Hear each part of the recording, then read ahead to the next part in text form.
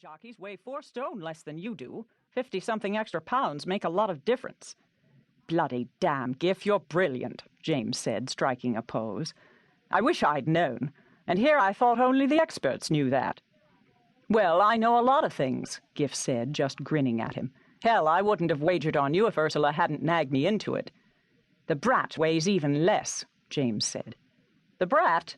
Oh, Jessie Warfield. That she does. Too bad about poor Redcoat breaking his leg in the second race. Now there's a jockey. You trained him well. What does he weigh, 100 pounds? 90 pounds on a sunny day. Do you know how he broke his leg? Another jockey ran him into a tree. It hurt me to see it. You know, James, someone needs to make some rules about racing. All this mayhem is ridiculous.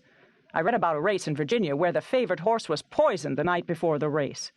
It might be ridiculous, James said, and it might be occasionally dangerous, but it's fun, Giff. Leave things be. Just be careful whom you bet with. As if you cared. Hey, Oslo, how are you doing? Oslo Penny was the head of James's breeding farm. On race days, though, he was the head stable lad who oversaw the handling of all the horses to race at the meet. He was a walking oral history, at least that's what James called him. The Maryland Jockey Club was beginning to agree. Oslo knew the direct line back or the tail mail of every horse that ran from South Carolina to New York. He also knew every current sire and every dam and every get from every racehorse in America and Britain.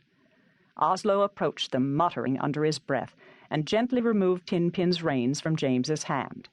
He was bow-legged, scrawny-looking, and had the most powerful hands James had ever seen. His face was weathered and seamed, his brown eyes as powerful with intelligence as his hands were with strength. He squinted through the bright afternoon sun up at Gifford's face. "Good afternoon, sir. I'm doing as fine as Lily Lou did at the Virginia High Ebb races just last week. Better than Mr. James, that's for sure. Aye, and how are you doing, boy? Winded, are you? Well, you did your best. Did better than Doer Keg, that knock-kneed creature. Old Wiggins still persists in racing. Hell, I don't even remember who his sire was. That's how bad he is." "Did you bet on Mr. James, Oslo?" "Not I, Mr. Poppleton," Oslo said, stroking a gnarled, veiny hand over Tinpin's neck. "I would have if Redcoat had ridden him, poor lad, but not Mr. James. Mr. James has just growed too big, just like little Nell, who ate her head off 4 years ago and couldn't barely shuffle over the finish line at the Dickey races in North Carolina, clean in last place." Gifford laughed. "You think I could have done better than Mr. James?" Oslo spat just beyond Tinpin's left shoulder. "Not with that pair of hands you got, Mr. Poppleton. Sorry, sir, but you got ham hands, not like Mr. James, who has magic running out the ends of his fingers into the horses." "Thank you, Oslo, for something," James said. "Now, Gifford, let's go see Ursula.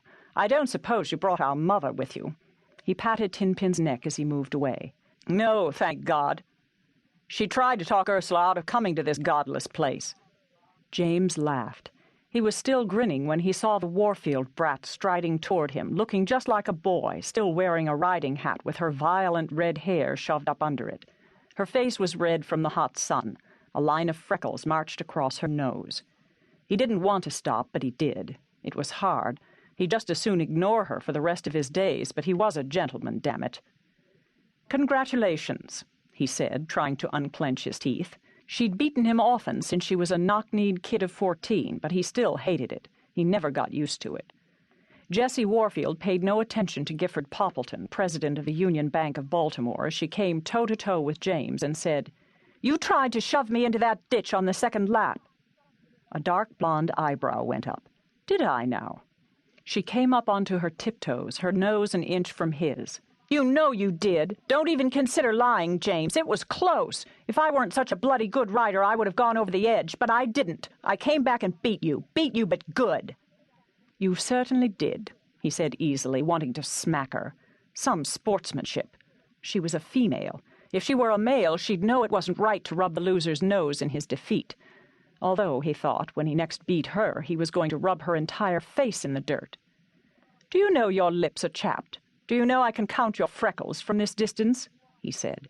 1, 2, 3. Goodness, there are so damned many of them, it would take me a week. She backed up fast.